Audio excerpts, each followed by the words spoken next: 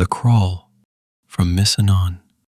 This story was written on a piece of greasy paper found in a room inside an old house. I had just moved into this house 6 days ago. An old 2-story wooden house, its paint peeling, the backyard overgrown with tall grass. But somehow, the house felt warm, like it carried the memory of a distant home.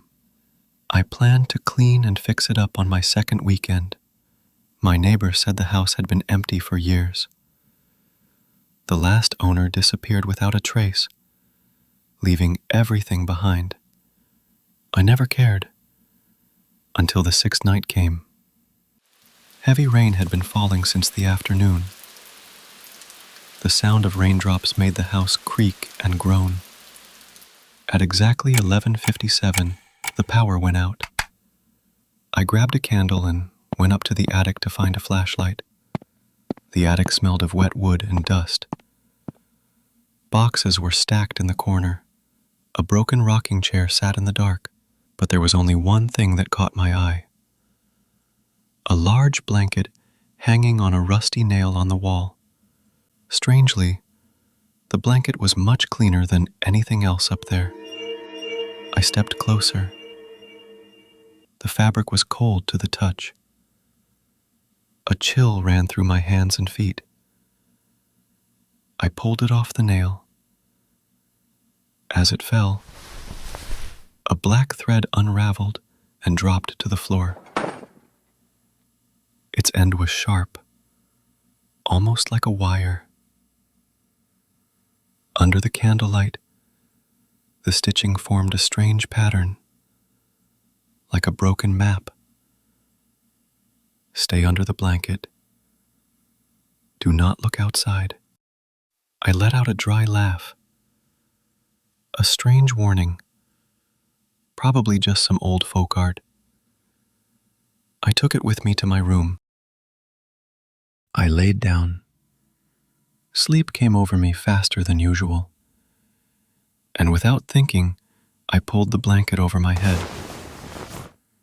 Just to test it, the air under the blanket was colder than the room. Silent. Even the sound of the rain vanished. Then I heard something under the floor. Soft, like nails scratching wood. Tap, tap, tap. My bed trembled slightly. The blanket shifted, as if something was crawling inside the mattress. I gripped the edge tightly. The movement stopped. Then slowly, a shadow fell across the fabric. I couldn't make out its shape, only a faint curve like mist. Moving closer and closer to my head. The mattress sank beside me, as if something heavy was there.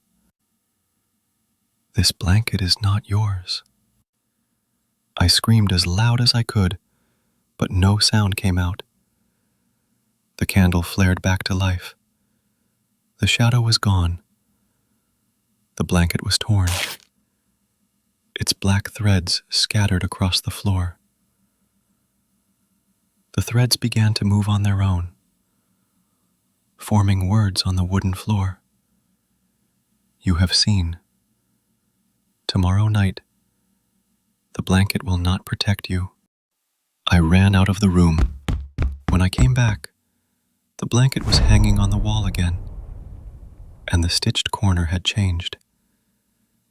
It now showed tomorrow's date. Tonight, as I write this with trembling hands, the candle is almost gone. The rocking chair in the attic has started to move. Its creaking sound stops right above my room. There is now a faint shadow under my door, still, waiting.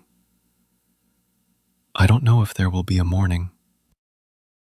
If you ever find this blanket, never pull it over your head. If you do, you will see something that cannot be explained.